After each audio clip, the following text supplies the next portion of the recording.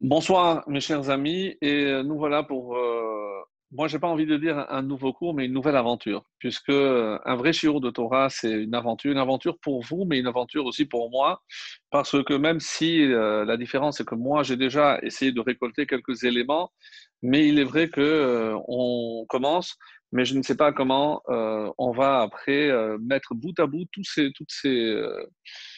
ces enseignements, Bezrat Hashem, d'abord pour donner et présenter quelque chose de cohérent, et surtout, encore une fois, pour approfondir et comprendre un peu mieux la Torah. Alors, quelqu'un avait posé une fois une question.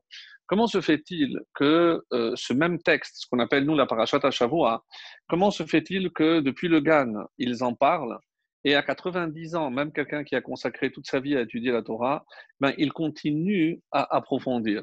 Alors, évidemment, on pourrait répondre d'une manière très simple, Shivim, Panim, la Torah, il y a 70 facettes à la Torah, et il est évident que on ne se lasse pas. Chaque année, on peut apporter des éléments nouveaux, des explications nouvelles, des approfondissements, sans parler qu'il y a évidemment les 4 niveaux d'interprétation de la Torah, le Pardes, on commence par le sens simple, on va jusqu'au Sod, donc de ce que le Zohar nous révèle, etc. Et tout ceci sur la même base, la base de la Torah Kedosha. Il est évident que le but de la Torah n'est pas simplement nous faire connaître nos origines, mais c'est un livre avant tout d'enseignement. D'enseignement, qui dit enseignement, c'est qu'il y a évidemment des choses à apprendre. Et chaque jour, notre source d'inspiration, bien entendu, c'est la Torah.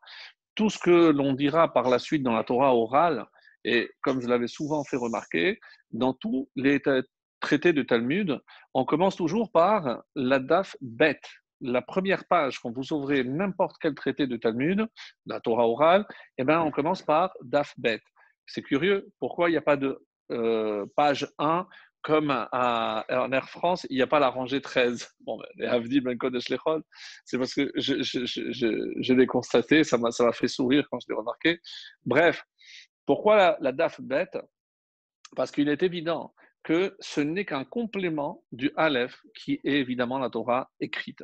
Donc, tous ces enseignements vont aller puiser à ce seul puits de connaissances que nous appelons la Torah écrite.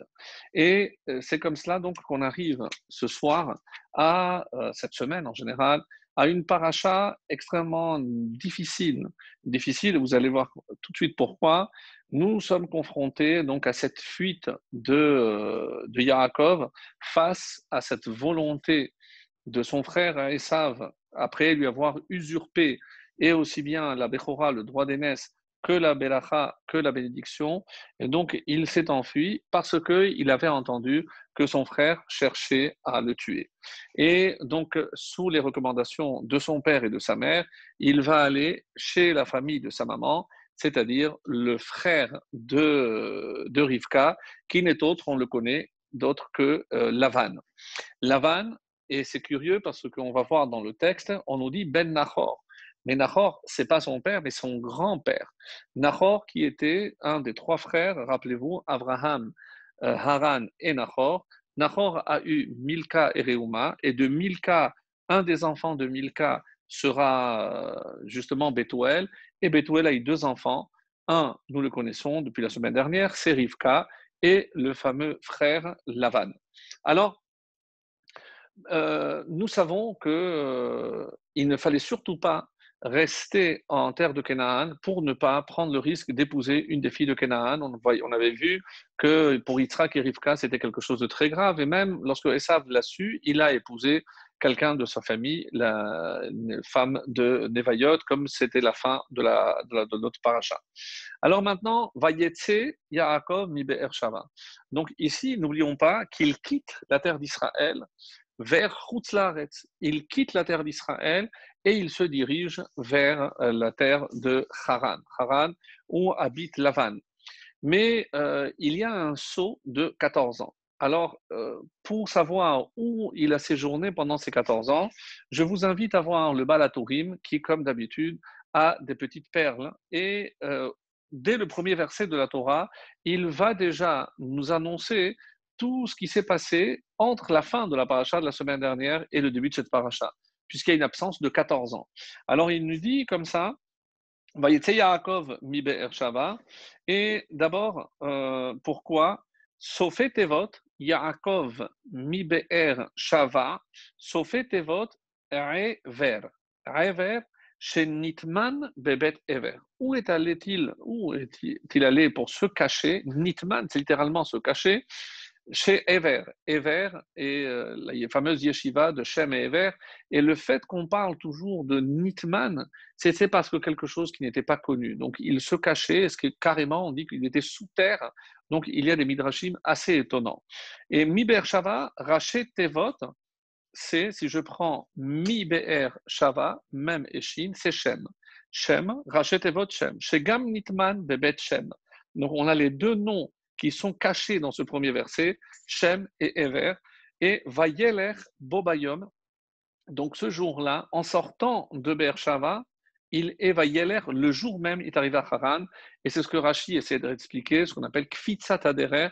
Donc un tzaddik n'a pas besoin d'avion. Lorsque il désire ardemment arriver à un endroit, c'est comme si la terre se contractait pour le faire atteindre son point de destination. Et c'est ce qui s'est passé avec Yaakov, pour nous dire que ce qu'il s'apprêtait à faire, eh ben, revêtait une importance extrême. Donc, on comprend qu'il y a ici des choses, évidemment, qui sont cachées.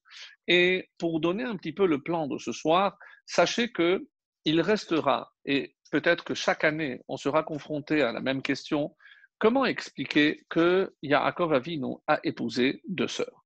Et vous me direz, la Torah n'était pas donnée, il était un petit peu contraint et forcé, mais il n'en reste pas moins que c'est une interdiction de la Torah. Et comme on va le montrer, parce que c'est marqué clairement dans la Torah et dans nos sages, c'est que dans Yoma, le traité de Yoma, Kafret 28a, il est dit à Marav, Kiyem Avraham Avinu kol haTorah kula. Avraham Avinu, je sais qu'on ne parle pas de lui, mais juste attendez un petit peu patiemment, Kiyem Avraham Avinu et kol haTorah kula. Avraham a accompli toute la Torah, kol haTorah. Et chez Neymar, et d'où on a une preuve, dans Bereshit, le chapitre 26, le verset 5, dit Ekev asher shama Avraham bekoli, suite au fait que Abraham a écouté ma voix, Vaishmor Mishmarti, il a observé ma recommandation, et c'est laquelle? Mitzvotai, Chukotai, Vetorotai.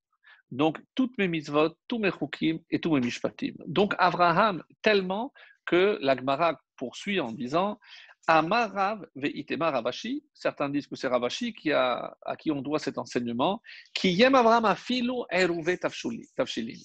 C'est-à-dire que Abraham a même accompli ce qu'on appelle Eruvé Tafshilim, c'est-à-dire, c'est un exemple de, quand vous savez, lorsque Yom Tov est précédé par Shabbat, donc est-ce que j'ai le droit de cuisiner Yom Tov pour Shabbat alors que c'est le jour de Yom Tov? Donc c'est ce que je dois faire auparavant. Je dois préparer déjà un plat avant l'entrée de Yom Tov pour que pendant le Yom Tov, je puisse cuisiner pour le Shabbat. Et donc, même les mitzvot des Rabbanan, chez Nehemar, Torotai, Torah Shebirta, pourquoi? Parce qu'il y a Torotai, c'est un mot au pluriel. Torotai, Metorot, Torah Shebirta, Vetorah Shebealpe. Et alors maintenant, ici, on a une allusion pour Yaakov. Lorsque, plus tard, dans chapitre 32, dans Bereshit, rappelez-vous, Vaishlach Yaakov, dans la paracha de Vaishlach, Malachim lefanav elesav achiv. Il a envoyé des émissaires. Est-ce que c'est, comme Rachid donne les deux interprétations, est-ce que c'est des émissaires ou des vrais anges, peu importe. Kohamar, ainsi parle ton serviteur Yaakov. Im lavan garti vaechar adata. J'ai séjourné avec Lavan et j'ai été retardé jusqu'à maintenant. Et Rashi, garti, Gematria, Tariag, c'est les mêmes lettres. Tariag, c'est l'équivalent de 613. Qu'est-ce qu'il voulait dire? Im lavan garti, vetariag mitzvot shamarti. J'ai séjourné avec Yaakov et j'ai observé les 613 commandements. Donc là, on a plus que des allusions qui nous rendent compte finalement de la part de nos avot, et c'est ce que la Gemara nous a dit, que de là on voit que les avot ont accompli toutes les mitzvot. Alors la question est d'autant plus forte, mais s'ils ont accompli toutes les mitzvot, comment expliquer que Yaakov ait pu épouser deux sœurs, en sachant que la Torah va l'interdire. Donc c'est une interdiction de harayot. Je n'ai pas le droit. Alors, peut-être qu'on ne parle pas assez, mais on y reviendra certainement dans le livre de Shemot, lorsque Amram, oui, Amram que l'on connaît bien, le papa de Moshe Rabbeinu, ben on dit qu'il a épousé Yocheved Dodato. C'était sa tante.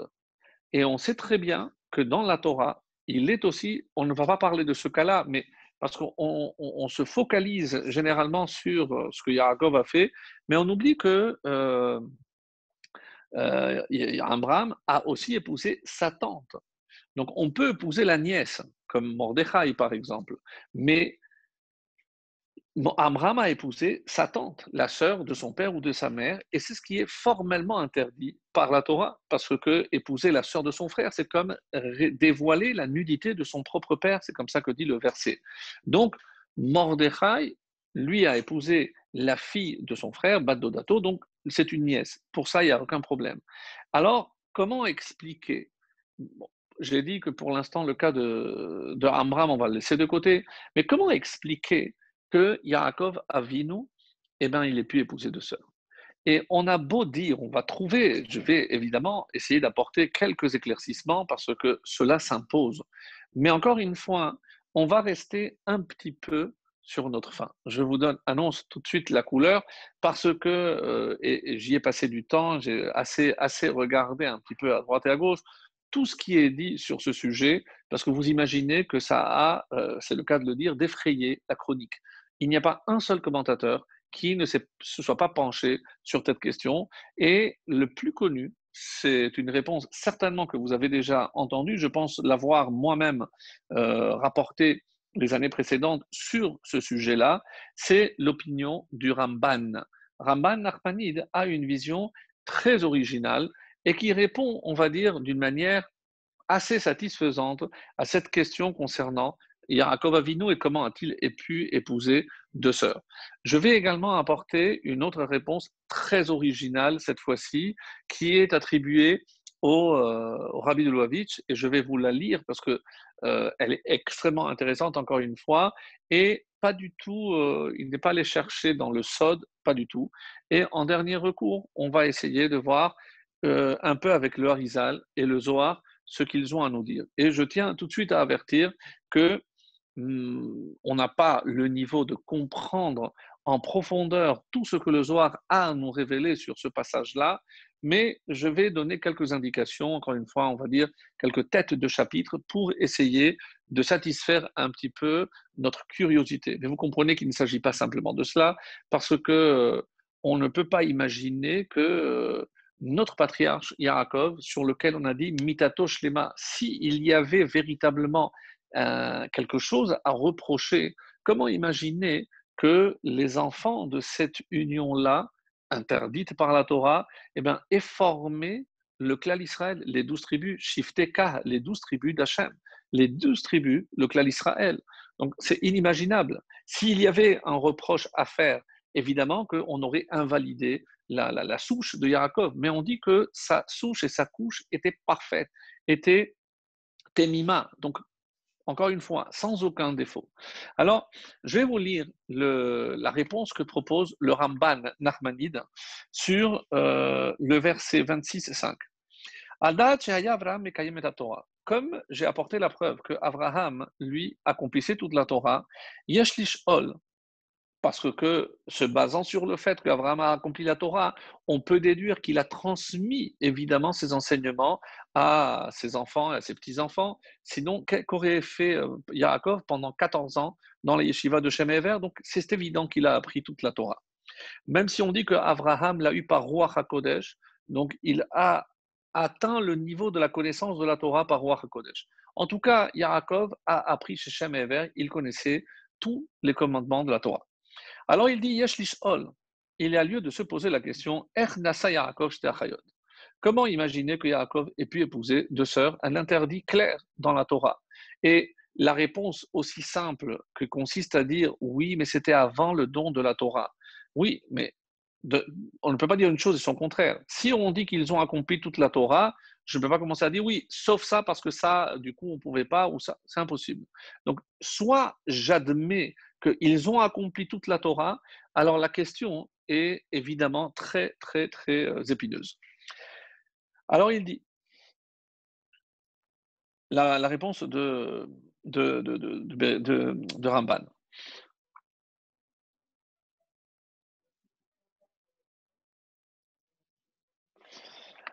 Euh,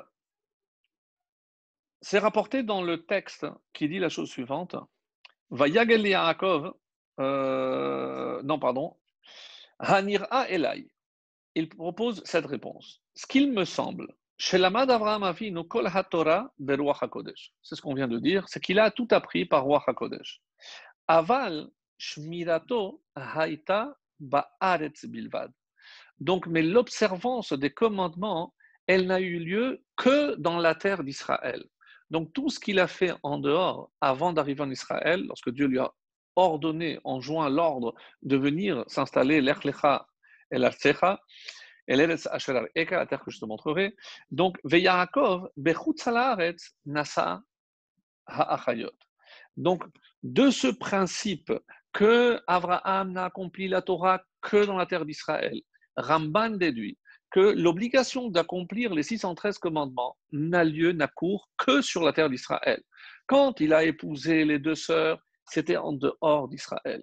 Et ainsi il est dit, et il apporte un verset à l'appui, Ki ham mitzvot, parce que les mitzvot, mishpat eloke haaretz.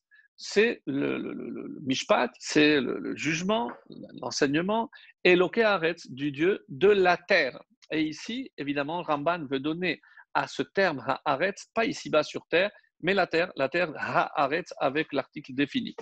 Vachem lo levado nitkonenu alilot. Et c'est pour ça que c'est seul Hachem qui peut arranger les événements de telle sorte chez Meta Rachel Baderer. On comprend pourquoi sur le chemin, avant même d'arriver en terre d'Israël, qui c'est qui est mort? Eh bien, c'est Rachel. Et qu'est-ce que je déduis? Bitfilat Boam Baaretz, avant même de rentrer en terre d'Israël. Ce que Rambam essaie de nous faire comprendre, c'est que avant de rentrer en Israël, il fallait que Yaakov n'ait pas de sœurs. Parce que s'il admet que c'est en terre d'Israël qu'il devait accomplir les mitzvot, donc s'il a épousé les deux sœurs en dehors d'Israël, ça ne pose pas de problème. Et c'est pour ça qu'il lo yashav ba'aretz im achayot. Mais au moment où il est rentré en terre d'Israël, il n'avait pas de sœurs. Et donc, il n'a pas enfreint l'interdiction d'avoir, d'épouser deux sœurs en terre d'Israël.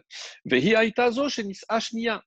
Et n'oubliez pas que Rachel est celle qu'il a épousée en deuxième noce.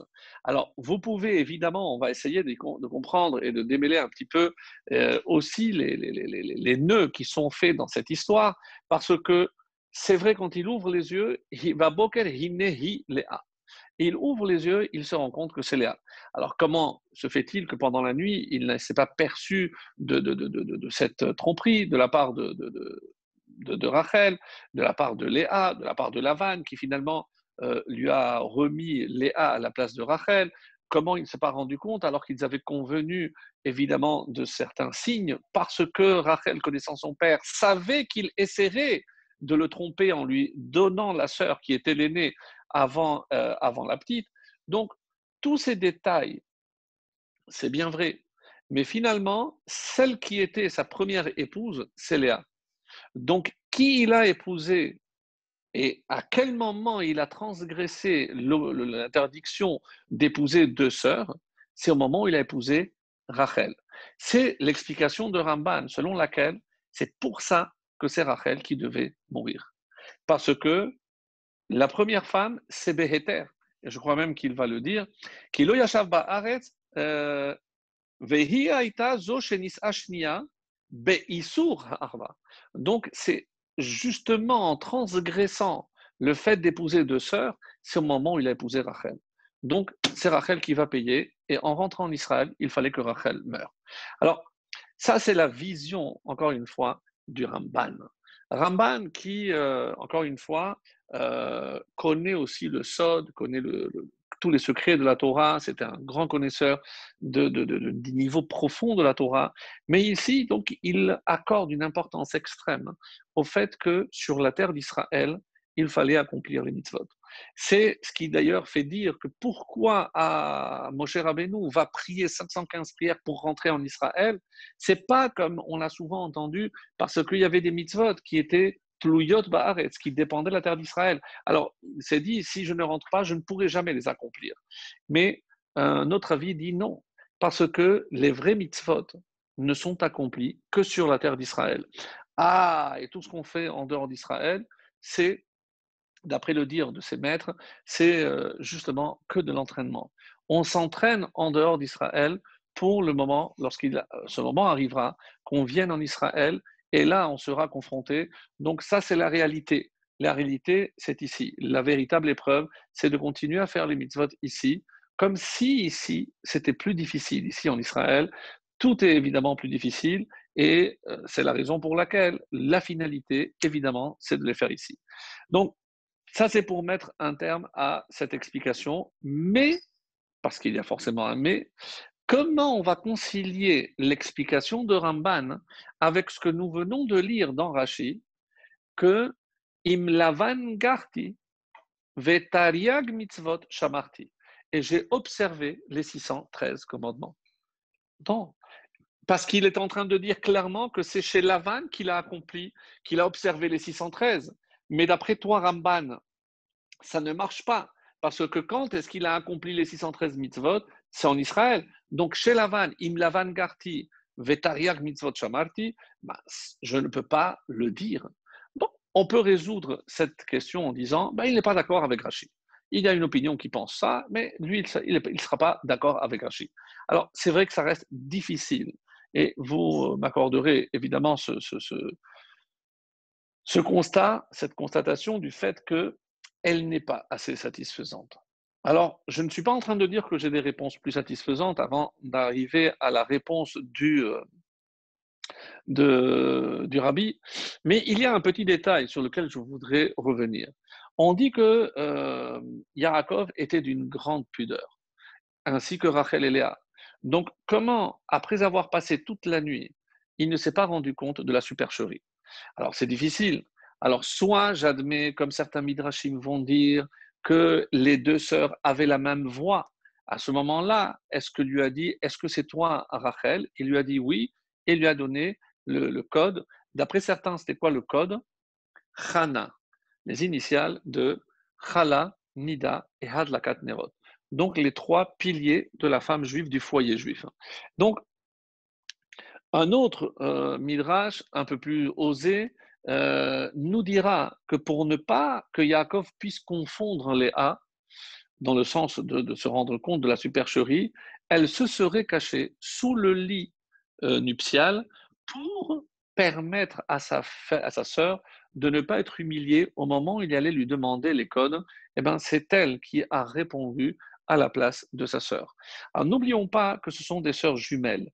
Donc au niveau de l'apparence, je ne peux pas imaginer qu'il y avait une telle différence que même au contact, il se serait rendu compte. En dehors du fait, évidemment, que la mitzvah doit se faire dans l'obscurité. Donc tous les ingrédients sont là pour que Yaakov ne se rende pas compte de la tromperie. Et regardons maintenant la réaction de Yaakov. Et le matin, et il se rend compte que c'est Léa. Mais vous savez qu'il y a une règle dans la Torah qui s'appelle Kri Ktiv. Il y a des mots qui s'écrivent d'une certaine façon, mais qui se lisent d'une autre façon. À propos, donc lorsque je regarde le mot Hi, qui aurait dû être écrit He, Yud, He, alors qu'est-ce qui est marqué? Vehine, Hu, Léa. Et lui, c'est Léa. Je comprends pas. Pourquoi on n'a pas écrit clairement? Est-ce que chaque fois qu'il est écrit Hu et on lit Hi, on peut interpréter sans l'ombre d'un doute?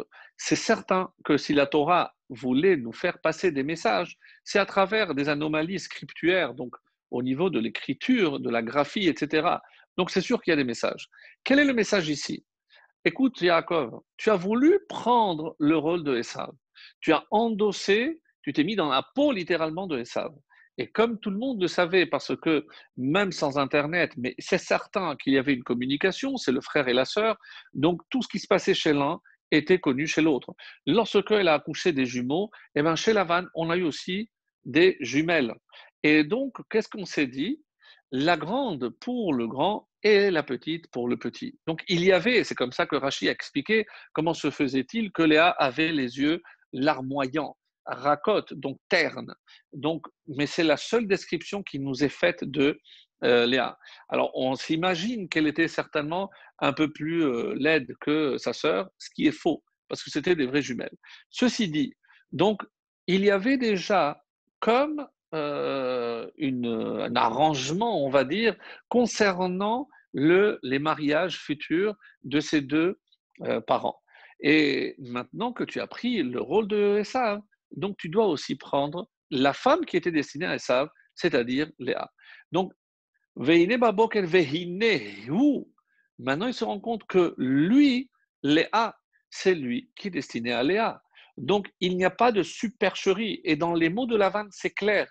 Il ne dit pas la grande et la petite, Aktana ou Gdola, comme c'est présenté, Atseira et Abechora. C'est les termes qui ont été utilisés pour Yaakov et pour Esav. Donc, et comment il lui répond? Lo yaaseken bimkomenu. Chez nous, alors que normalement, c'est partout qu'on devrait faire comme ça. On doit marier d'abord l'aîné.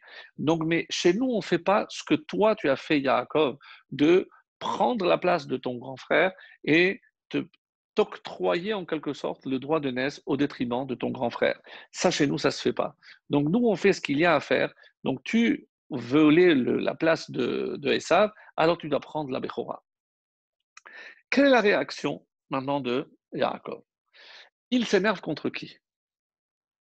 On peut imaginer que le premier contre qui il va passer toute sa colère, évidemment, c'est son beau-père, Lavan. Il lui a dit, mais comment tu as fait ça? Alors, après, mais avant même d'aller voir Lavan, il s'étonne et il regarde Léa et lui dit, maintenant je comprends, tu es Ramaït Bat Ramaï, tu es une trompeuse, fille d'un trompeur. Je t'ai posé la question pendant la nuit, est-ce que c'est toi Rachel? Et tu m'as dit oui. Alors, qu'est-ce qu'elle lui répond? Il lui a dit, mais qui est en train de donner une leçon? C'est pas toi à qui ton père a demandé si tu étais Esav. Et qu'est-ce que tu lui as répondu? Anochi Esav Bechorecha. Est-ce que c'est toi qui vas me donner une leçon? Non. Alors, soit je prends ça comme une défense assez piquante de la part de Léa, ou alors je lui dis non, mais c'est toi qui as dit que tu es Esav. Et comme moi, j'étais destiné à Esav, donc maintenant, qu'est-ce que tu me reproches? Donc, moi, j'étais destiné à Esav, maintenant, c'est toi qui as pris la place de Esav, donc je te suis destiné. Donc, il n'y a pas d'entourloupe ici. Et il va prévoir la vanne avec les mêmes arguments et il va aussi se défendre. Ce qui est curieux, c'est pourquoi n'est-il pas allé voir la plus importante, celle qui est concernée en premier lieu. Qui est-elle? Rachel. Rachel, pourquoi tu as transmis ces codes à ta sœur? Pourquoi Rachel n'est pas venue simplement dire à son futur mari, écoute, je sais que mon père va essayer de faire ça, moi je ne peux pas faire honte à ma sœur parce que tu imagines l'opprobre qu'elle va se prendre devant tout le peuple en sachant que tu l'as rejetée parce qu'elle a essayé de prendre ma place. Je veux lui éviter cette honte. Donc, c'est ce qu'elle va faire. Mais à aucun moment, Yaakov ne va échanger avec Rachel à ce propos. Rachel non plus, on n'a pas l'impression qu'elle soit venue dire à son mari, écoute, finalement, j'ai bien réfléchi, je ne peux pas faire cette honte à ma sœur, alors, s'il te plaît, épouse-la et à la grâce de Dieu. Alors, cette question n'est traitée par personne. Quand je dis personne, personne ne pose la question de l'attitude de Yaakov à l'égard de Rachel. Alors, on m'a posé la question aussi, mais si c'était tellement grave, pourquoi à ce moment-là, Yaakov n'a pas répudié Léa?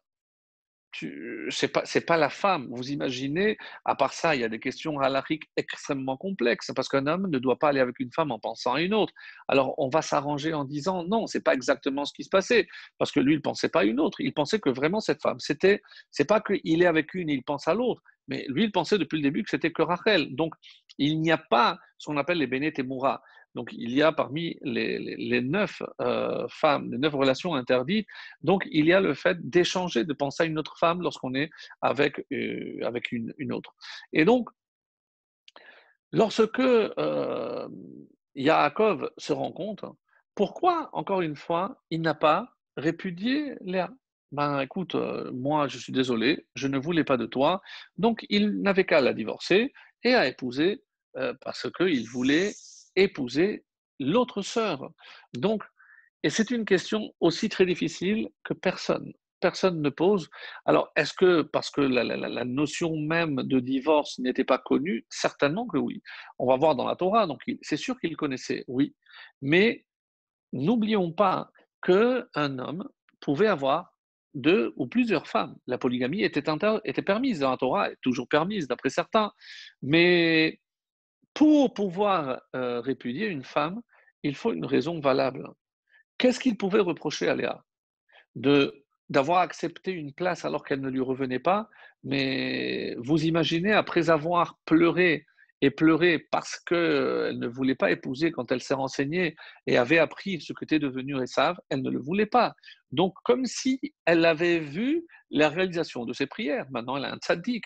Vous croyez qu'elle, mais elle n'avait aucune raison. Donc, Yaakov non plus avait aucune raison. Alors, pourquoi alors à ce moment-là, Rachel, ou plutôt Yaakov, ne pose pas de questions à Rachel? Alors, voici ce que j'ai trouvé. Il n'y a pas d'autres questions, mais c'est un Rav contemporain qui s'appelle le Rav Rivlin, qui dit qu'il n'a pas trouvé de cette question posée par les Mefarshim. Il a essayé de proposer, lui, une réponse, mais avec assez beaucoup d'humilité. Il dit, mais je suis preneur. Si quelqu'un, un de mes lecteurs ou quelqu'un qui connaît la Torah, qui veut me donner une autre réponse, je suis preneur. Alors j'ai envie de dire comme lui, si quelqu'un a une autre proposition, évidemment qu'elle sera la bienvenue. En tout cas, on peut dire comme ça. Raoul le Adam chez chesed al cheshbono shelo. Attention, lorsqu'on veut faire du chesed, je ne peux pas faire sur le dos d'autrui.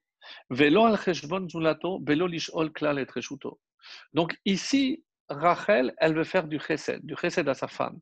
Oui, mais c'est sur le compte de Yaakov, parce que Yaakov n'est pas au courant de ce qui est en train de se passer. Donc, et on apprend un klal important, je n'ai pas le droit de vouloir faire du bien en faisant du mal à quelqu'un d'autre. C'est la fin, encore une fois, ne justifie pas les moyens. Yitachen de Hashiv, dit ici le Rav, Shebetokef Anesibot, Nimnea Merachel Pigisha Yaakov. Peut-être que Rachel aurait voulu rencontrer Yaakov pour lui en parler. Mais les circonstances ont fait que Lavan a pris ses mesures, donc il fallait isoler. Donc, comme elle pensait jusqu'à la dernière minute que c'était elle qui allait l'épouser, comme jusqu'à aujourd'hui, certaines coutumes, ou avant le mariage, on ne se voit pas, on ne se parle pas. Et c'est pour ça il n'a pas pu approcher son futur mari pour lui parler de l'humiliation qu'allait subir sa sœur Léa. Mais Matzavazé, qu'est-ce que vous vouliez qu'elle fasse? נראה שהיא הניחה שגם יעקב לא ירצה לבנות את ביתו על יסוד חורבן עושך והעתידה של לאה.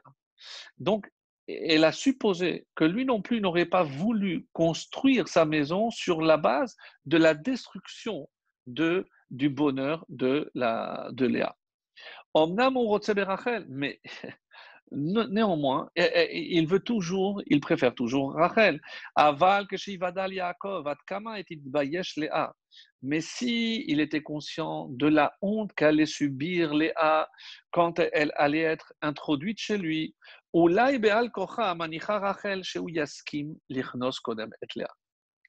Elle part du principe, et c'est la réponse qu'il a proposée, que comme Yaakov est un homme de Hémet, alors il se dit que Rachel, elle se pense que Yaakov aurait été d'accord d'épouser sa sœur, s'il lui avait posé la question. Aval Machashava Nosefet Ola Beliba. Mais il a aussi une autre pensée. Ulai Yotzi Yaakov et Lea Bo Balayla Mechedran. Imagine que je vais lui dire, ben, il est capable le soir même, lorsqu'il se rend compte, ben, de la rejeter. L'homme pas parce qu'il ne la veut pas. C'est une tzadéket, Léa. Elle a, Beshel Retzono, Lishmor al Kevuda Shel Rachel. Oui, mais et qu'en est-il de Rachel? Parce qu'ici, on parle de l'humiliation on parle de l'humiliation de Léa, mais vous imaginez l'humiliation de Rachel, alors que tout le monde avait entendu qu'il voulait l'épouser. Le lendemain, on se rend compte que finalement, elle a été mise de côté, mais elle aussi, elle a une humiliation. Et après tous ces calculs, elle va transmettre donc ces simanim, ces signes à sa sœur, Miprinati Zebeseder, comme si elle voulait dire, elle transmettre un autre message à Yaakov.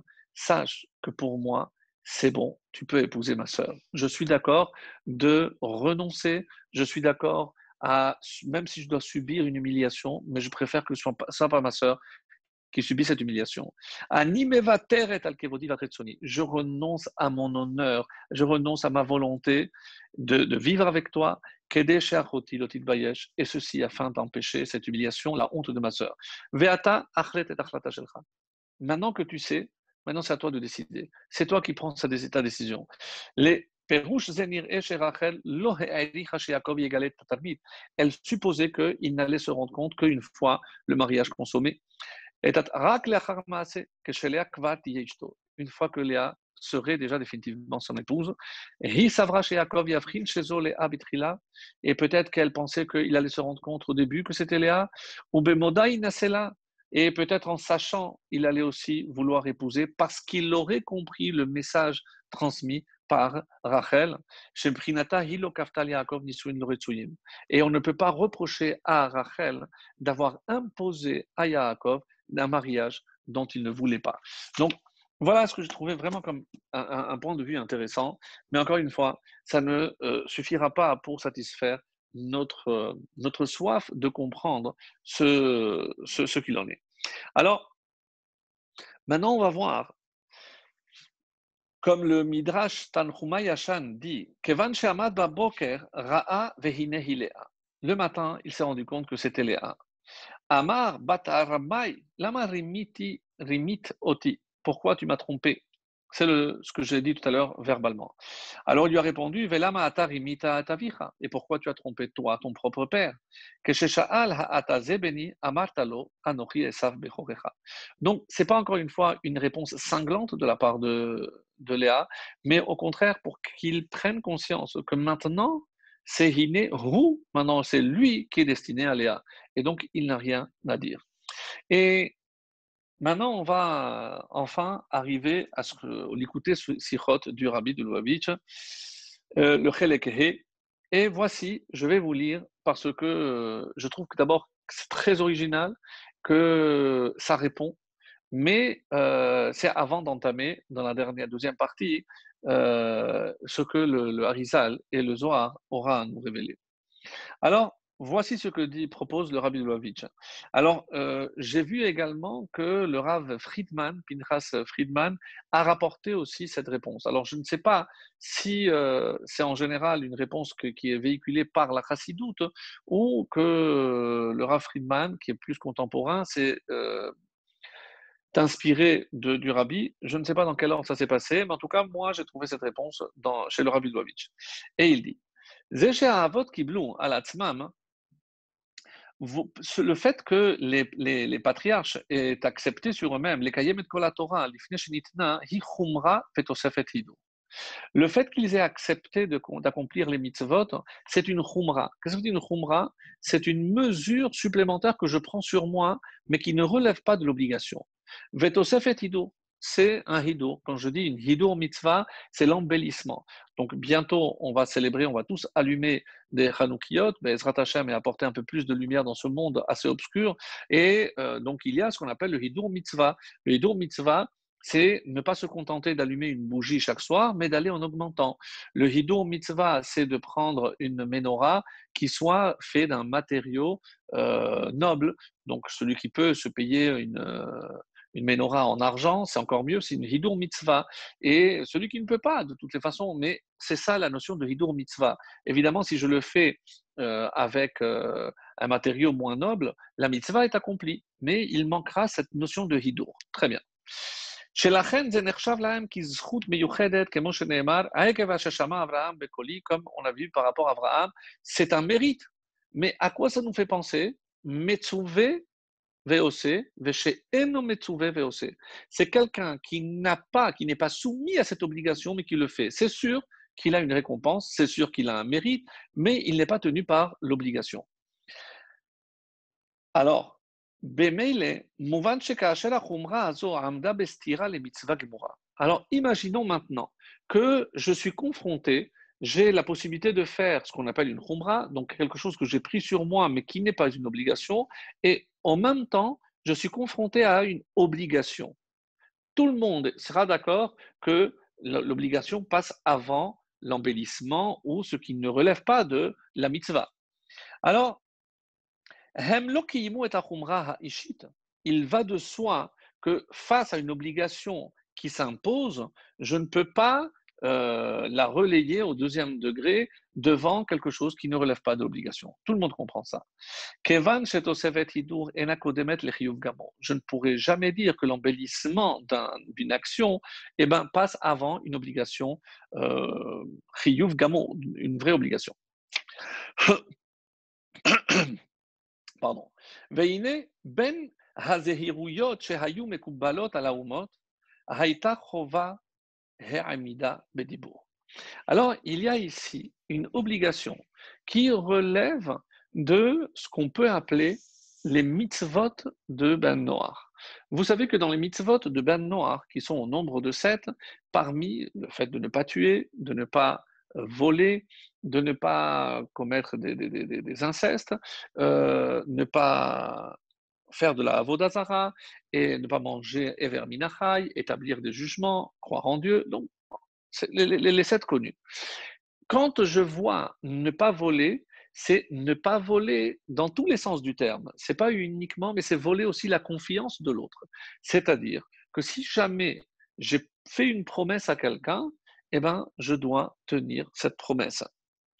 Il y a comme ça des histoires, évidemment, tout au long du Talmud, comment on s'apprête à accomplir ces promesses, à telle enseigne que le rituel de Kippour commence par Kol Nidre. Si jamais j'ai fait un neder et que je n'ai pas accompli, évidemment, involontairement ou par oubli, par omission, eh ben, ne me tiens pas rigueur qu'il soit annulé afin que ma parole puisse avoir une importance. Parce que si je ne tiens pas ma parole, cela voudrait dire que même ce que je vais promettre maintenant, mais ne tient pas, n'a pas de valeur. Alors, Ha'amida Bedibur, c'est tenir ses promesses, la parole. Kemoshe Yaakov atzmo ta'an lifnei Lavan. Rappelez-vous, qu'est-ce qu'il a dit exactement devant Lavan? Lama rimitani, pourquoi tu m'as trompé? C'est-à-dire, toi aussi, Lavan, parce que toi, tu as fait une promesse. Quand je t'ai dit, Bitra Ketana Rachel, ta petite, je voulais Rachel, tu m'as donné ton accord, et maintenant, tu m'as trompé, parce que toi aussi, tu es soumis à cette obligation. Velavan et Sadek, il a eu besoin de se justifier. Loya seken bim komenu. Non, ça ne peut pas être un cas parce que chez nous, on ne peut pas faire ça. Les fils mouvan chez Yaakov Avinu aya chayav lakachat gamet Rachel. Et c'est la raison pour laquelle il était obligé de prendre aussi Rachel. Pourquoi? Chez Are sikmu litraten. Parce qu'ils avaient un accord entre Yaakov et Rachel et il lui avait fait la promesse de l'épouser. Et donc il y avait déjà des codes, ça veut dire que tout était bloqué, tout était fermé, il y avait une promesse. Donc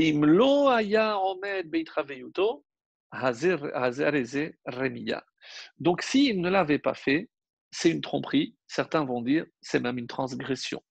Donc il a une promesse qu'il a faite à Rachel et il a une interdiction de la Torah. Oui, au moment où les deux sont contradictoires, il ne peut pas faire les deux, le rabbi ici nous dit, mais laquelle doit passer, laquelle a priorité, sont l'ombre d'un doute, ce qui est une obligation pour lui, c'est-à-dire ne pas tromper et tenir sa parole. Parce que le fait de ne pas épouser de sœur passe en deuxième plan, parce que c'est une khumra. Il n'y a pas, et quand on répond oui, mais la Torah n'avait pas été donnée, ça veut dire qu'il n'est pas assujetti au même titre que ce qui existait déjà chez lui. Au même titre, par exemple, que la Mila depuis Abraham, ou on verra aussi le nerf sciatique pour Yaakov. Mais sinon, les Ben Noach avaient l'obligation d'accomplir les 7 mitzvot avant ce qui est, et c'est la première fois où il va te confronter à cela. Ça ne répond pas à la question sur un brame avec sa tante, mais ça, le moment venu, on essaiera de voir un peu plus de détails. Donc l'embellissement d'une mitzvah ne peut jamais repousser un interdit de manière complète. Et c'est pour ça qu'on rapporte dans le traité de Shabbat quelque chose d'intéressant. Au moment de Shabbat, chez marque ici Madame Ladine, lorsque, après 120 ans, on sera jugé là-haut, on nous pose des questions, brimlo. Nasata venatata be emuna, est-ce que tu as fait du commerce de manière honnête? Mais où c'est marqué dans la Torah que c'est une obligation? Il y a une interdiction d'avoir des faux poids, des faux mesures, ça oui. Mais est-ce que, par exemple, si j'appelle parce que je vois une annonce et je veux acheter un appartement, et je dis, voilà, je suis prêt à donner, oui, oui, mais il y a 2 heures, quelqu'un m'a appelé, m'a fait déjà une promesse, je dis, moi, je suis prêt à donner plus. Ah, d'accord, alors c'est bon. Parce que, évidemment, lui, il veut gagner plus. Mais qu'en est-il de la promesse et l'engagement de l'autre? Donc, ça, où c'est marqué que c'est interdit? Et il y a à ce propos une histoire qu'un de mes enfants m'a racontée qui m'a encore perturbé. C'est un jeune qui voulait acheter un plateau en argent. Et donc, comme c'était un nouveau khatan, et il rentre, le magasin était sur le point de fermer, et le vieux vendeur lui dit écoute, comme tu viens de te marier, tu sais quoi, je te le fais prix coûtant. Et on va dire, au lieu de 1000 euros, il lui a donné à 500 euros. Ben, très content, le khatan, il lui paye 500 euros, et il sort. Il revient 3 minutes après, je dis écoutez, est-ce que vous pouvez me l'emballer? Et le vendeur, un peu âgé, au moment où il est en train de l'emballer, le plateau lui glisse des mains et il se casse. Il se fend, alors il lui dit, écoute, je suis vraiment navré, je vais te le rembourser. Et alors, il lui donne un billet de 500 euros, il lui dit, non, je m'excuse, mais la valeur de ce plateau est de 1000. Stupéfaction. Alors, ils vont devant le Beddin et imaginez combien coûte ce plateau? 1000, c'est la valeur. Donc, ils ont obligé le vendeur à lui rembourser 1000 euros et non pas 500 comme il avait touché. Alors, c'est choquant, mais si c'est juste la loi, donc est-ce que c'est Nasata Venatata Be'emuna? Évidemment que les Chachamim, le Bedin aurait dû dire c'est toi qui as raison. La valeur, c'est 1000. Mais comme il te l'a vendu à 500, voilà. Maintenant, vous te le donne. Et maintenant, on quitte le Bedin. Mais maintenant, sois aussi un homme. Tu es un homme, tu dois rembourser parce que tu ne vas pas, en plus qu'il a voulu te rendre un service. Donc c'est ce qu'on appelle l'ifnim mishuratadin. C'est au-delà du shuratadin. Donc il y a la loi, mais il y a aussi ce qui est au-delà de la loi. Donc nasata venatata be'emuna, est-ce que tu as travaillé, tu as fait du commerce honnêtement? Kavata itim la Torah, après on demande aussi, est-ce que tu as fixé du temps de la Torah? Asakta berivia verivia, ça c'est les 3 questions essentielles. Est-ce que tu t'es occupé de procréation, de remplir le monde? Et dans une chute qui s'appelle Yatranor, on nous dit Mitrilama amidi moto le mishpat. Sur quel point? On n'a pas commencé par la Torah. On n'a pas commencé par la première mitzvah qui est la procréation. Par contre, on a commencé Imishlim chovotav mitzat shehu Adam. Avant d'être un yid, avant d'être un juif, avant d'avoir les commandements de la Torah, tu es un homme et tu es tenu à avoir un comportement, comme on dit en yiddish, d'un mensch, un homme avec ce que cela comporte. Alors il dit, Devarim shen mitzad asvara. Donc, même si ce n'est pas écrit, même si ce n'est pas une obligation, mais c'est la logique, le raisonnement. Du jour où l'homme a été créé sur terre, il y a ce qu'on appelle la svara, il y a des lois qui s'imposent d'elles-mêmes.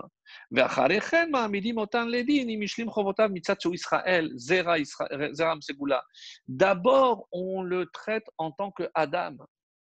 Et ensuite, parce que tu fais partie du peuple élu, le peuple juif, alors est-ce que tu as accompli aussi tes mitzvot, tes obligations en tant qu'Israël, qu'un Ben Israël? Mais on voit bien que par quoi on commence? Par Ben Adam. Est-ce que tu t'es comporté comme un homme? Est-ce que tu as fait ce qui va de soi?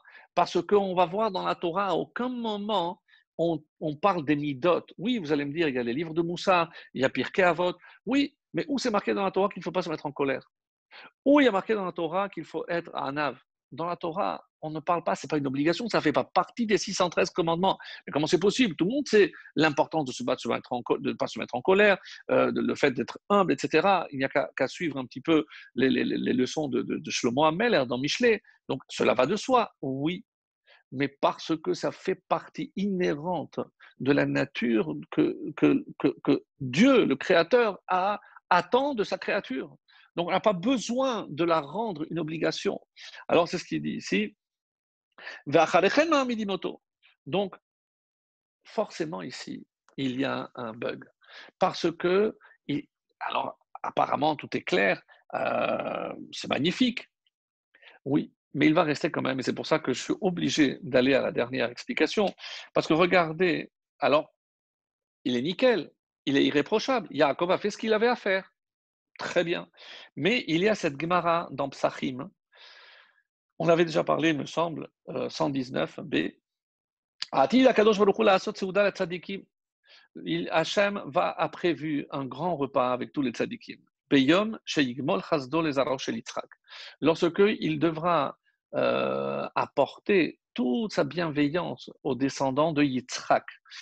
Autrement dit, et encore une fois, il y a une notion à Yitzhak, bon, confère les cours antérieurs, Beviat HaMashiach. Le'achar she'ochlin ve'shotin ve'notnim le'Avraham. Donc, on a tous mangé, tous les tzadikim, pardon, tous les tzadikim ont bien mangé et bu, et on va faire le zimoun. Alors, on donne le kos, on doit honorer le plus ancien, Shel Bracha, Levarer, on donne à Abraham.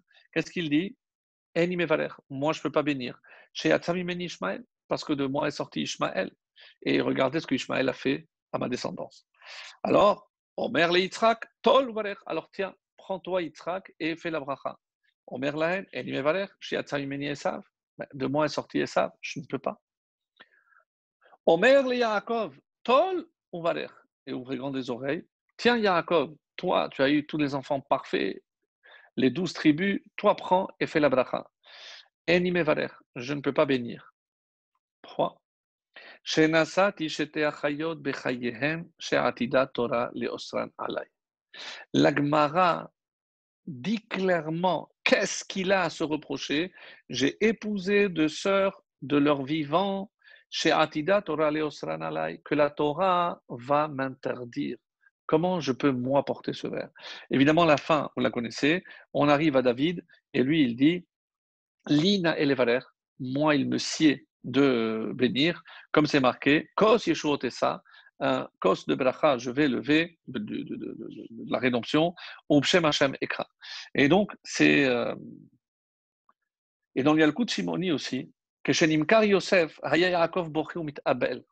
Ça, c'est moins connu, c'est dans un Yalkut Shmoni, donc un autre Midrash. Lorsque Yosef a été vendu, il a disparu, Yaakov a pris un deuil, il était inconsolable. Et pendant ces 22 ans, qu'est-ce qu'il a dit?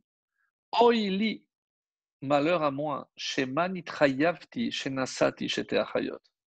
Peut-être que je me suis rendu coupable parce que j'ai épousé deux sœurs.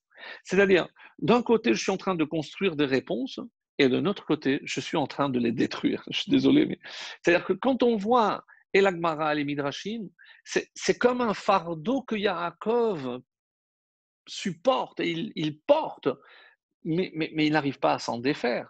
Alors, si c'était tellement irréprochable avec les réponses, soit du Ramban, soit comme le Rabbi a essayé, pourquoi ça n'a pas marché? Pourquoi ça n'a pas marché? Alors, je vais pour ce faire, et comme il nous reste, pas encore une heure, bon, Hachem, non. Je vais pour ce faire reprendre le début de la paracha. Et je suis obligé de reprendre le début de la paracha pour nous orienter. Yaakov s'apprête à aller quelque part pour accomplir quelque chose. Mais quand on regarde le texte, on peut passer à côté. Alors, je vais vous le lire en insérant, pas tout, parce que évidemment moi-même je ne connais pas tout, mais quelques commentaires et quelques questions qui sont posées par le Zohar lui-même. Alors, Yaakov mi be'er shava vayelech harana. Alors, on a déjà dit qu'on a déjà des allusions à Ever et Hachem, mais regardons maintenant le terme be'er, c'est un puits. Sheva, c'est le puits des sept. Qu'est-ce que c'est le puits des sept? C'est un puits où je peux atteindre le niveau de 7. Et Vayeler, donc il est parti, il a quitté cette notion. Donc on comprend que lorsque il est question du Sod, on ne parle plus de lieu géographique, mais de lieu spirituel. Et oui. Donc Be'er Sheva, c'est le puits qui révèle le 7. Et c'est quoi le 7? Alors, encore une fois, je n'ai certainement pas la prétention de comprendre en profondeur, mais c'est assez éclairant pour la suite de ce que je voudrais vous transmettre. Sheva, c'est 7. Donc, on nous dit à quoi ça correspond. C'est la septième séphira. Vous savez qu'il y a les attributs divins par lesquels il se révèle dans ce monde. Et lorsque je monte à la septième, c'est, en tout cas, au-delà de la septième, parce que d'elle descendra, c'est la Bina. Bina, c'est appelé la mer supérieure. Ne pas confondre avec autre chose. C'est parce que il y a la lettre He qui correspond à Bina.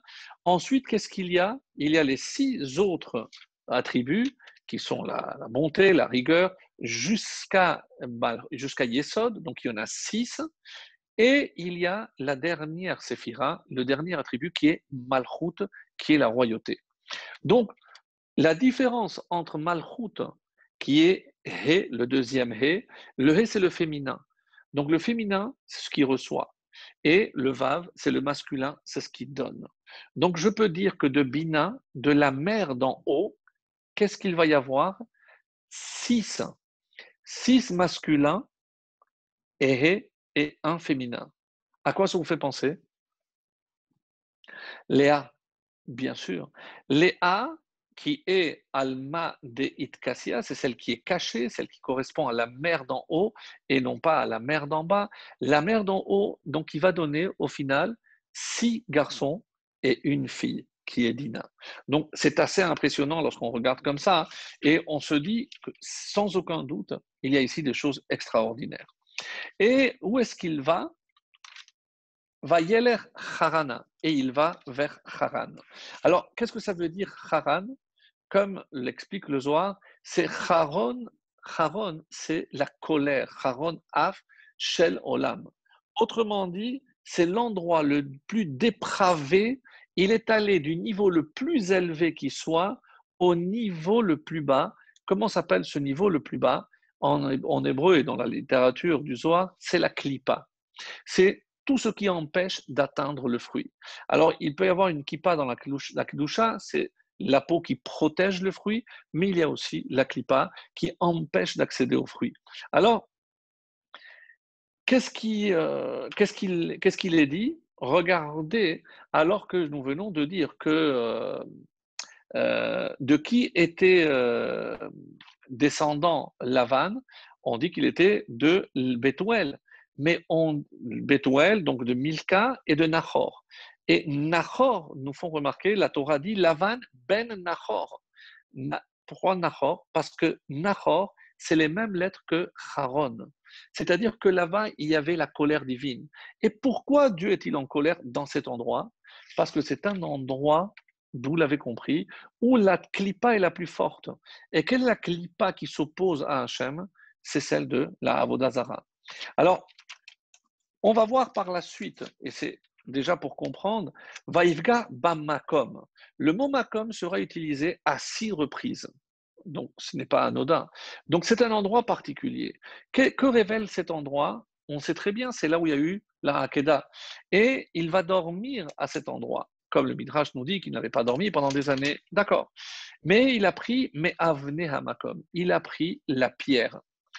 Et il a mis Meura Ashotav sous sa tête, autour de sa tête, pour protéger. Vaishkav Bamakom. Donc déjà 3 fois. C'est assez étonnant. Donc Vaishkav Bamakom, Me'avne Hamakom, Vaishkav Bamakom. Donc c'est un endroit très particulier. Qu'est-ce qu'il a de particulier cet endroit? Vayachalom, il a fait un rêve. Alors c'est curieux. Pourquoi il a fallu un rêve? Parce que, comme vous le savez, il y a des révélations qui ne peuvent avoir lieu qu'à travers le rêve. Et n'imaginez pas que c'est une révélation inférieure, parce que pour atteindre ce niveau, c'est comme ça que les Bnei Israël se sont endormis avant le matin de Torah, et c'est comme ça que la Chassidoute explique, c'est parce qu'ils voulaient atteindre un niveau de prophétie plus élevé. Donc, et qu'est-ce qu'ils voient? Vehine, Soulam. Et là, ils voient Soulam. Il y avait une connexion entre ce monde et le monde d'en haut. Cette connexion est appelée Soulam. Mutzav Arza, et regardez, il n'y a pas marqué Mutzav Al Haaretz. On ne dit pas que l'échelle était posée sur la terre. L'échelle dirigeait vers la terre. Ça veut dire qu'elle venait, que cette soulam venait d'en haut et qu'il se dirigeait vers la terre. Verosho, c'est curieux comme on parle de la tête, elle atteignait le ciel. Vehine, Malaché Elohim, Olim Veyordimbo. Plusieurs explications sur ces malachim, que nous sommes ici pour annoncer l'exil, et c'est pour ça que le sommeil est comparé à l'exil. Plusieurs explications que nous avons eu l'occasion de voir les années précédentes, sur lesquelles je ne vais pas revenir, sur lesquelles je ne vais pas revenir, pour aller à ce que je voulais révéler ce soir. Donc, Yaakov a découvert quelque chose d'étonnant. Qu'a-t-il découvert? Parce que dès qu'il se réveille, regardez sa réaction. Donc Hachem lui révèle, je serai avec toi, je te protégerai, etc. Je ne t'abandonnerai pas. Vaikat Yaakov, Mishenato, il s'est réveillé de son sommeil, de sa Mishnah, il a révisé la Mishnah. Vayomer Achen Yesh Yudke Vavke, il y a Havaye dans cet endroit, Bamakom, Veanochi, Loyadati. Vaïra Vayomar, Manora Hamakom Azeh. Manora, mais qu'est-ce qu'il est redoutable cet endroit. Enzekiim Bet Elokim, il s'agit ni plus ni moins que de la maison de Dieu. Vézé, et ça, c'est la Sha'ar Shamaim, c'est la porte du ciel. Cet endroit, nous le savons, parce qu'il y aura 3 temples. Le premier, qui correspond à Abraham, sera détruit. Le deuxième, qui correspond à Yitzhak, lui aussi sera détruit. Et le troisième de Yaakov, lorsqu'il a vu, qu'est-ce qu'il a vu dans sa prophétie? Parce que c'est évidemment l'exil, mais il a vu aussi, comme certains lui ont reproché, mais parce que Dieu lui dit, monte, comme ça tu vas écourter le troisième exil et on pourra construire ta maison définitive plus vite. Il n'a pas osé monter. Alors pour quelle raison? C'est assez complexe, donc on ne rentre pas dans les détails, mais il a découvert quelque chose, que Dieu était présent dans cet endroit. Et il va prendre, à la fin, qu'est-ce qu'il va faire? Il va, comme vous le savez, prendre cette fameuse pierre, Vaikar et Haeven, il va prendre une pierre et il va faire Matseva, Matseva comme une sorte de stèle. Il a dressé cette pierre al Rocha et versé sur la tête, littéralement, sur le sommet de cette pierre. Et il a appelé Shem Hammakom, cet endroit, Bet Kel, la maison de Dieu. Veulam Luz, Shem Ha'ir la Rishona. Mais l'endroit de la ville, c'était Luz. Alors, sur ce point, et c'est très important, qu'est-ce que Luz, nous connaissons cet endroit Luz. Le Luz, c'est précisément, c'est la connexion entre le haut et le bas, entre la tête et le corps. C'est cet os qui, d'après la tradition, ne disparaît jamais. Et à partir duquel, donc, il y aura Techiyat Ametim. Donc, qu'est-ce qu'il représente Luz? C'est l'éternité de l'homme, parce que il y a l'éternité de l'âme. Mais maintenant, qu'est-ce qu'il a découvert à Yaakov? Et c'est magnifique quand on le révèle grâce à l'interprétation du Zohar, c'est qu'il y a aussi une éternité dans la matière. Quand il parle de Even, Even, évidemment, c'est quelque chose qui représente, d'ailleurs, d'après les Chachamim, Even, Even Israël, c'est la royauté d'Israël. Even, c'est quelque chose qui est éternel et qui fait le lien donc avec Bina et ce monde Malchut, c'est la royauté. C'est pour que Dieu se révèle sur terre, il faut qu'il y ait un homme qui révèle sa royauté. Je parle bien sûr des rois d'Israël, mais je parle surtout, puisqu'on parle ici de la fin des temps, du roi Mashiach. Vous ne trouvez pas curieux que au temps de rois d'Israël ait fait de la Avodazara? Comment expliquer ce phénomène? Est-ce qu'ils étaient plus nuls que d'autres? N'oublions pas qu'ils étaient descendants de David, puisque si on n'est pas descendant de David, on ne peut pas monter sur le trône. En tout cas, ici en Yehuda, trône de Yehuda. Et alors, comment expliquer cela? C'est parce que, comme ils sont après un but ou attirés par le pouvoir, hein, alors ils oublient quelle est leur mission. Est-ce qu'ils étaient de vrais Oved Avodazara? Est-ce que vous pensez qu'ils prenaient des statues, ils se prosternaient dans le temple alors qu'ils avaient leur trône devant tout Israël? Comment définir cette notion de Avodazara? Et j'ai découvert ça, j'ai trouvé que c'était tellement beau et qui explique tellement bien. Hein. Parce que quand il va aller à Haran, je vais vite parce que je voudrais aussi donner la dernière explication. Quand il va à Haran, qu'est-ce qui se passe là-bas à Haran? Il y a aussi Even, il y a aussi une pierre. Mais où est cette pierre? Sur le BR. Regardez le contraste. Lui, il quitte BR Sheva, le puits qui révèle jusqu'à la septième dimension, c'est-à-dire la royauté de Dieu. Là-bas, à Beersheba, il avait vu la royauté de Dieu sur terre, mais il a découvert en passant par cet endroit qui est Yerushalayim qu'il y avait aussi une éternité dans la matière. Alors, fort de cette connaissance, il arrive à Haran, évidemment enthousiasmé, et qu'est-ce qu'il voit? Exactement l'inverse. On comprend qu'est-ce qui se passait à Haran, c'est la pierre qui empêche, et qu'est-ce qui empêche le BR? La révélation de Dieu. Et il a compris quel était son rôle. Pourquoi il va à Haran, que je considère comme étant le pire endroit où il pouvait arriver? Parce qu'il devait récupérer là-bas des clipotes, il devait récupérer des étincelles de Kedusha. Et on commence à s'orienter vers cette réponse extraordinaire. Parce que il avait compris que son rôle, le rôle d'Israël par la suite, c'est à travers chaque mitzvah. Qu'est-ce que c'est la mitzvah? Vous avez remarqué certainement que comme support de chaque mitzvah, il n'y a rien de plus matériel. Regardez le Sefer Torah, le plus kadosh, c'est de la peau d'animal, les tefillin, les mezuzot, tout, parce qu'il peut y avoir une éternité dans la matière. Donc si c'est vrai, je dois moi découvrir ces étincelles qui sont cachées.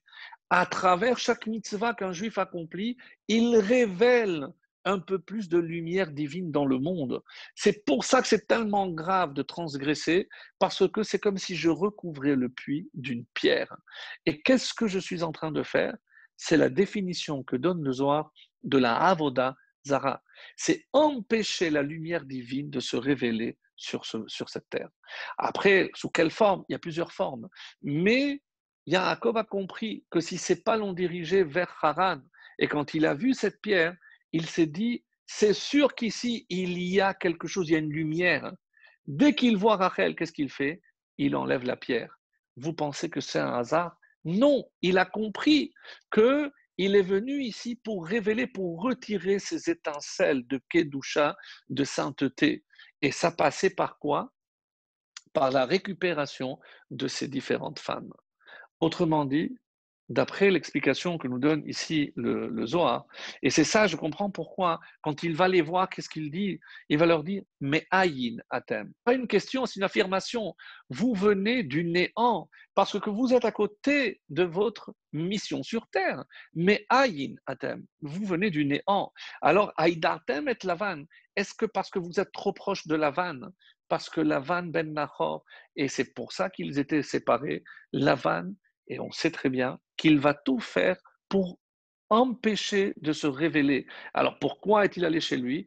Parce qu'il avait quand même des étincelles. Ces étincelles sont évidemment Rachel et Léa. À quoi c'est comparé? Et c'est pour ça que c'est encore plus intéressant. C'est comparé à deux autres étincelles qui se trouvent aussi dans la Toum'a. Oui, vous avez trouvé, bien entendu, puisqu'on a parlé de David, c'est Ruth et Orpa. Qu'est-ce qui a marqué dans le livre de Ruth? Et c'est assez phénoménal, vraiment extraordinaire. Donc, il y a marqué Yiten lecha Hashem, que Hashem rende l'épouse qui va entrer dans ta maison, Aïcha, Sheba Betecha, Kerachel uchlea, semblable à Rachel et Léa, Asher banu shtehem et Bet Israël, qui toutes deux ont édifié la maison d'Israël. Donc on compare Ruth à Rachel et Léa. Est-ce que c'est une simple comparaison? Bien sûr que non. Bien sûr que non.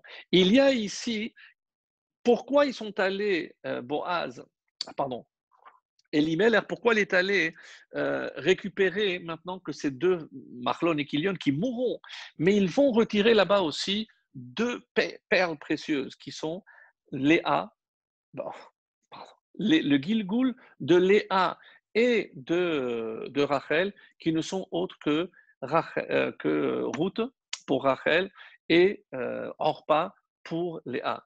Mais qu'est-ce qui va se passer? C'est que Orpa, à la fin, alors elle était à deux doigts d'accomplir sa mission, elle tourne, le Oref, Orpa, elle tourne la tête à Naomi.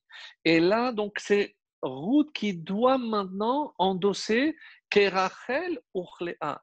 C'est maintenant Ruth qui va jouer le rôle de Rachel et de Léa, et c'est elle qui va donner naissance au roi David. Alors, sachez par exemple qu'il y a une discussion très intéressante entre David et les bénis Israël. Lorsqu'il avait été nommé roi au début, ça n'a pas du tout été facile, la relation qu'il a eue. Et alors, on lui disait souvent, c'est David qui disait au peuple juif, jusqu'à quand serez-vous dans la faute et dans la colère? Parce qu'ils ne l'acceptaient pas. Et les bénis Israël lui répondaient, mais tu es inapte, tu es impropre à la royauté, parce que tu descends de Ruth, qui vient de Moab. Et qu'est-ce qu'il répond, David? Eh bien, il en est de même pour vous. Qu'est-ce que vous me racontez? Mais vous venez aussi d'une union interdite. Ah bon? Ben oui. Votre patriarche Yaakov, il a épousé deux sœurs, donc c'est une union interdite. Donc, sachez maintenant d'où vous venez et taisez-vous. Et alors, c'est cette fin-là ici qui est assez étonnante. Pourquoi il leur intime l'ordre de taisez-vous? Pourquoi taisez-vous? Mais explique-nous. Donc, si est-ce que c'est pour se défendre que David a dit une chose pareille ou y a-t-il autre chose qui soit cachée tout au long de cette paracha, comme le Zohar nous le révèle? En tout cas, et c'est pour ça que pour éclairer, et comme on entame la conclusion, je rapporterai un enseignement connu du Harizal qui est rapporté par son élève, Rabbi Haïm Vital. Et dans le Likutei Torah du Harizal aussi, on trouve cette notion-là qui nous parle de chaque fois qu'il y a une Neshama Kedosha qui doit descendre, il y a les forces qui s'opposent, les forces de la Klippa dont on a parlé, qui s'opposent et qui essayent de la récupérer pour la rendre aussi impure. Et c'est comme ça qu'on explique, par exemple, qu'il y a tant de nitzotzot, d'étincelles, de dames, kedoshot, comme tous les convertis d'ailleurs, qui sont allés chez Esav, ou alors comme on le voit ici, par rapport à Ruth, par rapport à Boaz. Alors, c'est c'est le Satan qui va tout faire justement pour pouvoir mettre le grappin sur ces neshamot afin de les rendre impurs. Alors, et c'est comme ça que on va essayer d'expliquer. Alors, comment, comment faire pour permettre malgré tout à ces âmes de descendre sans qu'elles tombent dans le côté de l'impureté? Donc, elles vont se retrouver dans le côté de l'impureté, mais elles garderont leur pureté. Mais comment Hachem peut faire une chose pareille, un prodige pareil? Alors, et c'est ce qui va nous permettre, pardon, ce qui va nous permettre de comprendre maintenant ce qui se passe. Et ça rejoint, bien entendu, d'autres réponses que nous avons données au nom du Harizal ou au nom du Zohar, bien sûr. C'est lorsque Hachem va essayer de les harvev et à Satan. Parce que le Satan connaît et il sait que ce sont des âmes pures. Donc, où est-ce qu'il ne va certainement pas aller chercher des âmes pures? Eh bien, dans l'impureté. Autrement dit, comment Hachem peut contourner ce gardien qui est fidèle jusqu'au bout, qui s'appelle le Satan et qui est là pour accomplir son rôle, quoi qu'il se passe, hein, eh ben, il devra les harvev, le tromper. Et c'est pour ça le tromper, le désorienter, le troubler. Comment? Eh ben, en faisant en sorte que ces âmes atterrissent dans un endroit impur. Comment c'est possible? Ben regardez, Ruth à Moabia, d'où elle descend, de Moab. Et c'est-à-dire qu'il y avait une étincelle nécessaire pour le Mashiach. Et chez qui cette âme va aller après un inceste? Yehuda avec Tamar. Donc Ruth, qui est aussi une Moabia, avec Boaz. Et de ces relations-là va naître justement le clan Israël et toutes les étapes dont on a besoin pour aboutir à la venue du Mashiach. Et maintenant, on comprend, écoutez bien maintenant l'explication du roi David. Pourquoi il dit taisez-vous, n'attirez surtout pas l'attention du Satan. Mais bien sûr qu'il est en train de dire ça. Mais vous n'avez pas compris que de la même façon que pour que vous, le peuple juif, puissiez voir le jour, il a fallu que Yaakov épouse deux sœurs. C'est sûr que c'est pas bien, c'est sûr que c'est interdit. Ça reprend tout ce qu'on a vu dans les Midrashim, dans la Gemara. Donc c'est sûr que c'était pas bien, mais c'était nécessaire pour que le Satan soit, on va dire, trompé. De la même façon que moi, je descends d'une Moabite, mais parce qu'il fallait que justement la royauté d'Israël puisse venir sur terre, mais par un biais complètement détourné, pour justement détourner le Satan.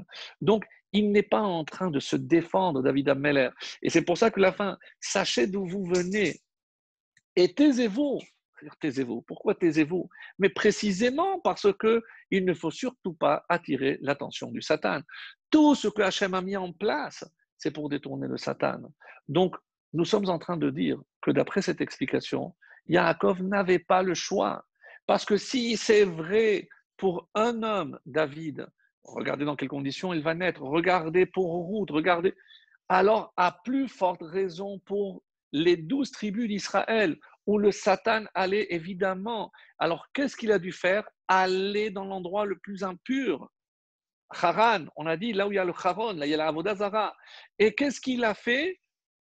Eh bien, il a épousé deux sœurs. C'est-à-dire dans l'endroit le plus impur, et il a commis un acte impur, c'est-à-dire épouser deux sœurs. Donc, d'après cette explication, vous allez me dire, mais alors c'était inéluctable? Réponse, oui. Alors évidemment qu'après, on peut encore aller une couche supérieure et dire que Léa correspond au monde caché, Rachel correspond au monde inférieur. Ah, mais alors si c'est comme ça, comment on aurait fait si Esav avait épousé? Esav aurait fait Teshuvah, Esav aurait dû avoir 8 garçons, Yaakov 4, parce que l'aîné a une double part. Donc, il y a des explications, il y a tous les calculs qui sont faits de manière très, très précise, mais ce n'était pas du tout le cas que je voulais développer. Simplement, je vais terminer par une prophétie. Quoi de mieux que terminer le cours par une prophétie? Et une très belle prophétie qui se trouve dans le prophète Zecharia, au chapitre 9, et il dit Gamat, toi aussi, on parle à Jérusalem, Bedam beriter shalachti asiraïr, par le sang pardon, de ton alliance, shalachti asiraïr, je relâcherai tes prisonniers. Mibor en bomaïm, et on retrouve cette notion de bord, encore une fois le puits, du puits, de la citerne, en bomaïm, où il n'y a pas d'eau. Alors, il y a ici quelque chose de très beau. Bédam. Donc, pour que puisse venir Bédam, c'est les initiales de Mem, Mashiach, Bet, Ben, Dalet, David. Bédam, c'est Mashiach ben David. Pour que Mashiach ben David puisse venir, alors il faut l'alliance, Belitera. Quelle alliance? L'alliance qui consiste, encore une fois, à tout faire pour désorienter le Satan. Et dans le mot Belitera, qu'est-ce que je vois? Bet Eresh, c'est une union qui doit avoir lieu pour aboutir au Mashiach. Bet, c'est Boaz, Eresh, c'est Ruth. Donc, Beritera. Et ensuite, et d'où vient Boaz? Yud, de Yehuda. Mais comment Yehuda, lui aussi, mais c'est le patriarche de la royauté, certes, mais avec qui il va s'unir? Avec Tamar, Kalato, Sabru. Donc, si je prends les initiales du mot Beritecha, je vois Boaz avec Ruth, Yud, Tav et Kaf, Yehuda, Tamar, Kalato. Autrement dit, qu'est-ce que le prophète est en train de nous dire aussi par ce verset? Mibor en bomayim. Dans ce bord, dans cette citerne, il n'y a pas d'eau. Autrement dit, l'eau, c'est la Torah. Donc, d'une citerne sans Torah, oui, parce que pour aboutir, il faut faire fi de la Torah. Comment? C'est pas normal que Yehuda aille avec une prostituée, c'est pas normal qu'on épouse une Moabite alors qu'on sait d'où elle vient, etc. Donc, il n'y a pas d'eau. Mais pourquoi c'est indispensable? Bédam. Parce que c'est comme ça que le Mashiach ben David pourra venir. Voilà, mes amis, pour ce soir, en espérant que Bezrat Hashem, on puisse assister à cette venue du Mashiach, en sachant qu'il y a peut-être encore quelques étapes qui seront un peu troubles, comme celles que nous traversons, mais il faut continuer à espérer, à picher Mamea, même s'il tarde. Mais pourquoi il tarde? Parce qu'on ne voit peut-être pas clair, on se dit c'est pas possible, c'est trop compliqué. Eh bien, c'est comme il est dit, que le Mashiach vient lorsqu'on s'attend le moins. Eh ben, qu'il se révèle le plus vite possible, Bezrat Hashem. Amen.